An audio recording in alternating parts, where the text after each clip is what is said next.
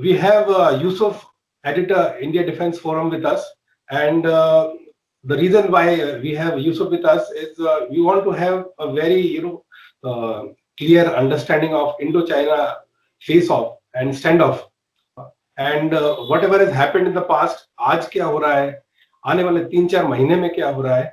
So Yusuf has a very good understanding, and I allow Yusuf to do major part of the talking.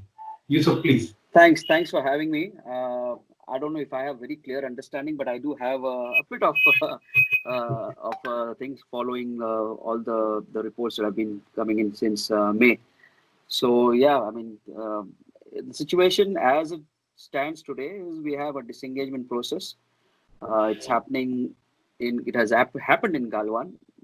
It is going on in other sectors. I think at Gogra Post and Hot Springs, and also a slight, I mean, very slight thinning at Finger 4 in Pangong.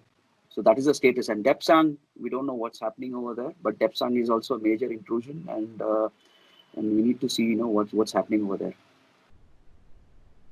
Now, whatever this disengagement is taking place, like some people are reporting the media house that they have actually gone back, but they are still within our side of the territory. Some people are saying that they have actually gone back, as April situation was.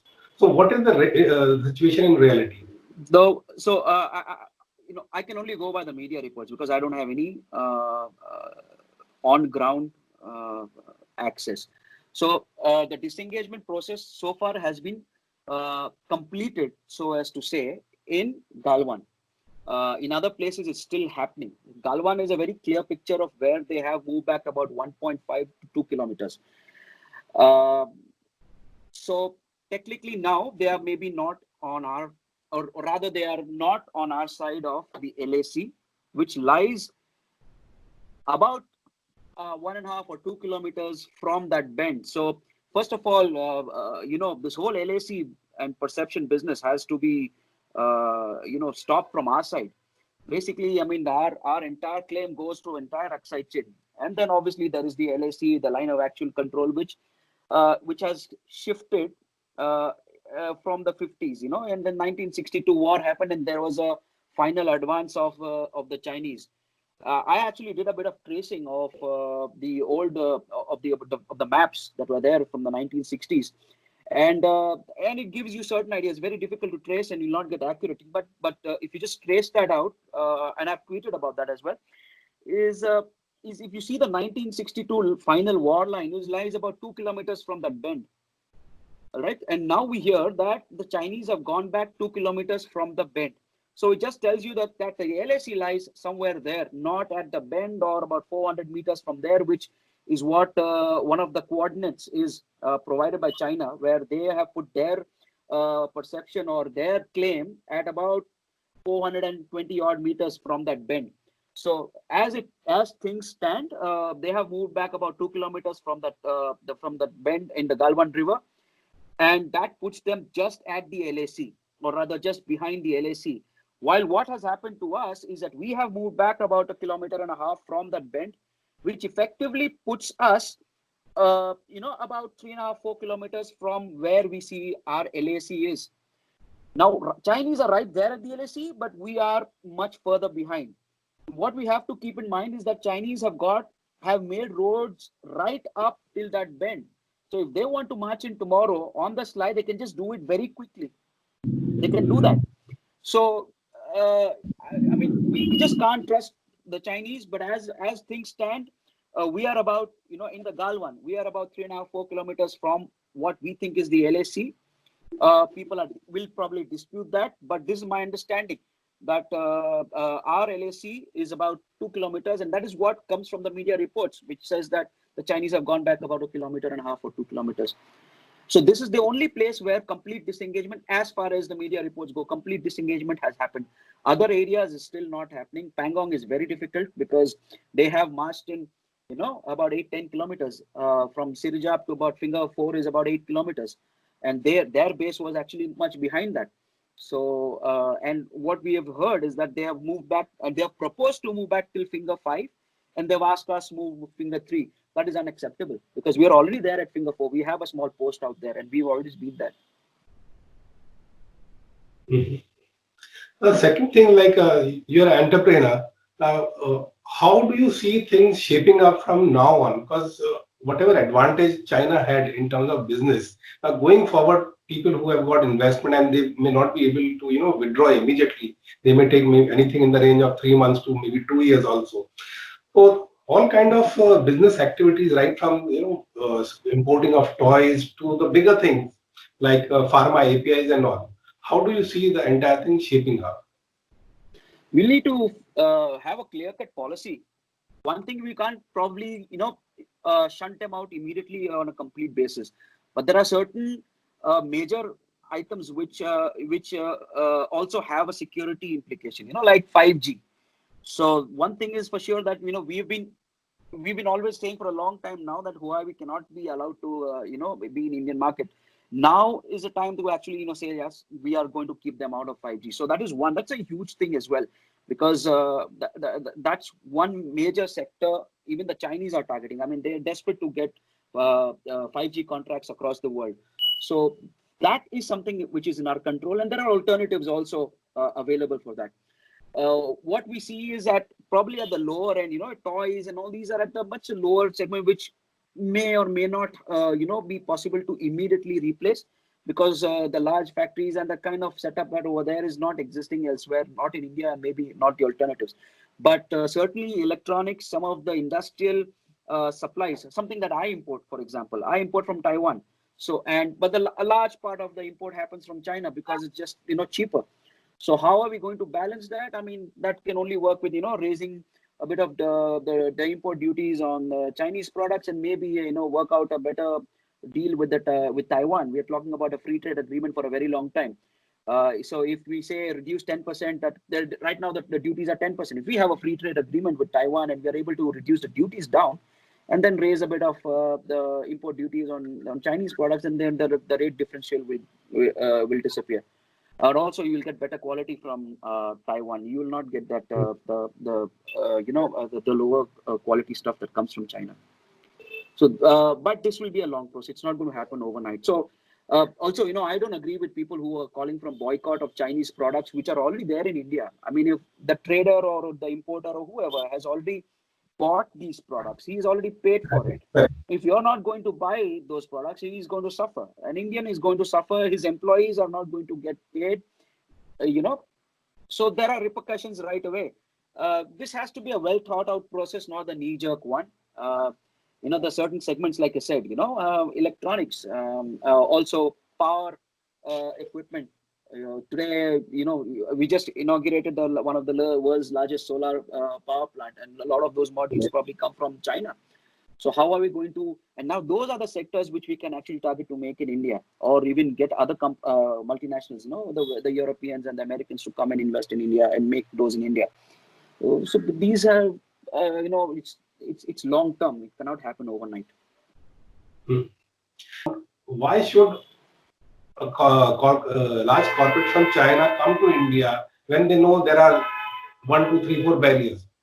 We are in India, we face them and we live with them and we expect things to improve. But somebody wants to start from scratch, they want to avoid these kind of things. So from your perspective, what are the things that you would like the Ministry of Corporate Affairs or the Ministry of Foreign Affairs, all the ministries put together, they have to play an important role, not only one ministry. So broadly, like some people say that there has to be one single window where everybody whosoever has to shift to India, they do all the dealing and it's convenient thing. But that single window thing is good enough for a municipality work, birth death certificate and some other certificate. But somebody who's trying to shift his business manufacturing unit from China to India, they need a bigger kind of assurance from the government.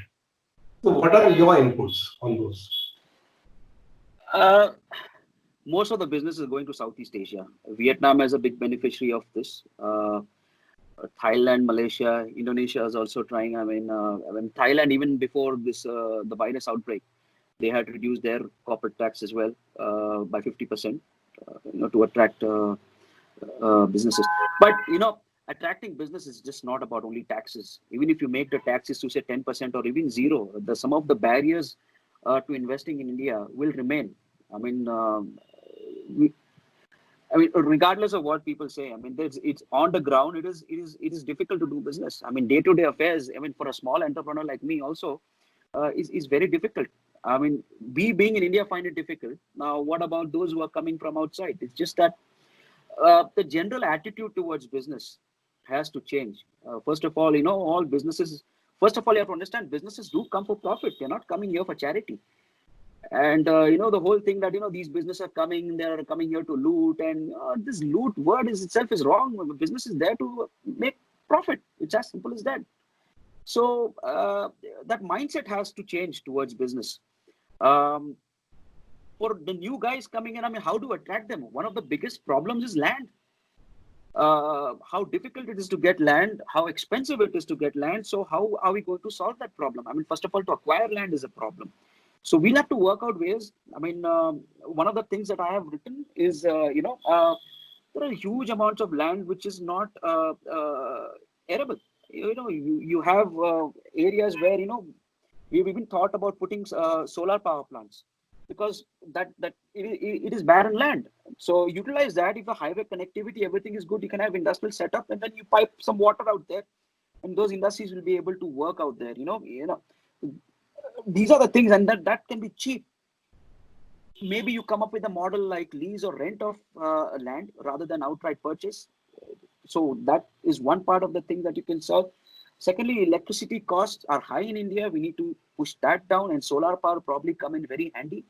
Then all your clearances from environment to from tax to your labor and metrology and all kinds of things. So it is a big barrier for people to just come in, and they don't. I mean, I wouldn't have. Sometimes the rule books are this thick and nobody ever goes through it. Nobody has the time to do it. People just go about their business.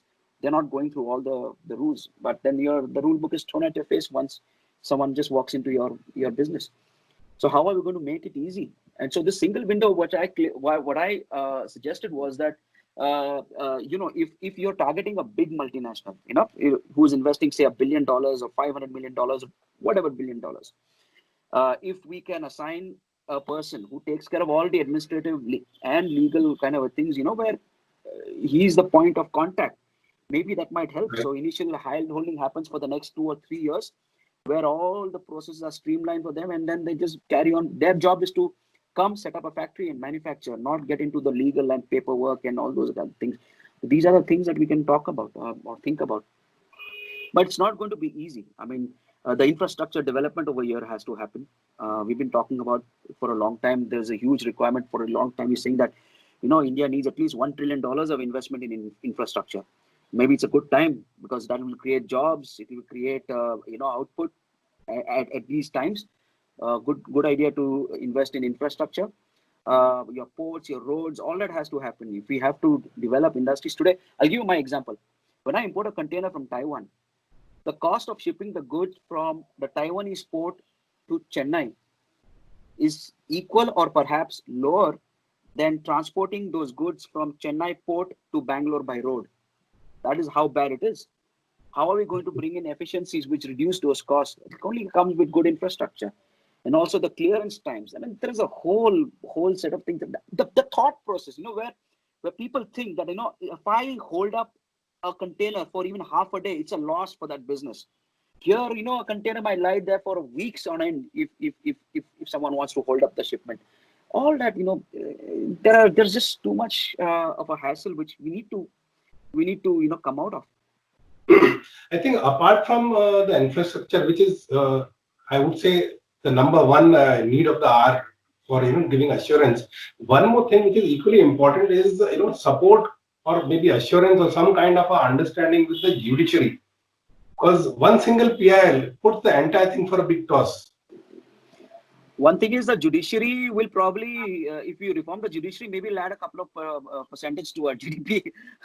Because, I mean, even to, if even if a person in normal businesses, right? If there are two people who have a contract, if one guy violates the contract, I mean, to enforce the contract might be a challenge because the judiciary is not, first of all, that efficient. So you can't wait for years and years on end. I'll give you my example. My principal in Taiwan has been fighting a case in India for the last about 8-9 years because there is someone who does a fake of their brand in India. But the Okay. case goes nowhere, and then they gave up. And then we had to push them. I said, "Are you guys joking?" They're asking, because we have to keep paying the lawyer's fees and ask them to pay by transfer karo. And they say, "You guys are taking for a ride." That is what they're saying. Because the case has been going on for about 8 or 9 years. So this is a very bad impression. So if you want foreign companies to invest in India, then our judiciary also should be efficient. That is one. Secondly, judicial activism is not good. We've seen the case of the telecom. There are many other cases where the intervention just messes up the business. So we just can't have that. I mean, it's the job of the executive to do the job to frame laws, and then the judiciary is to interpret it, not pass the law itself. So that's true because see, apart from political stability, if somebody has to go through a large corporate, these kind of issues where the judiciary is not able to put a time-bound uh, remedy to these kind of problem, that is one more big issue. It is an entire part of the reforms. I mean, the India not only needs economic reforms, you need judicial reform, you need police reforms. I mean, which the law enforcement has to be reformed. It has to be efficient. They also should be, they should understand that business is the key for prosperity. It's just that we don't have that psyche in us, to understand that at every step it adds to the cost of a business, and That's that true. is a loss. And that is a loss.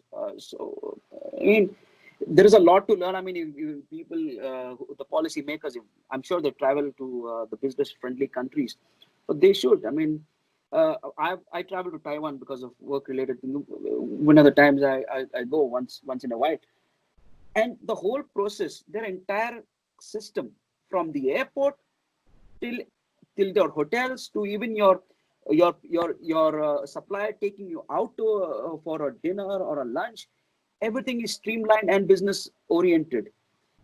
They go to say hotel, they give them their GST number so that they can take input credit. And this is how it is. So their entire process is business oriented. Their infrastructure is business oriented. Those people tell me that if there is a traffic signal which lasts for over a minute, someone calls the ministry or whatever the authorities over there, because they say time is money for us. We can't stay 5 minutes in one traffic signal or something like that. That is how they talk. What about us? We spend hours in traffic. So much of a productive time is lost. But all that we don't understand. But this is a long-term process. We'll have to understand, at every stage how we can make it easier to do business. Right. So Yusuf, thanks a ton for discussing 4 different topics, all revolving around China. I'm sure the viewers are going to benefit from this discussion, and Thanks for we'll having me. maybe after 2 months, because between I believe in the next 2 months, a lot of water would have flowed, and we'll have something important to discuss. Yeah, probably water would have flowed in Galwan and start to freeze also. Right.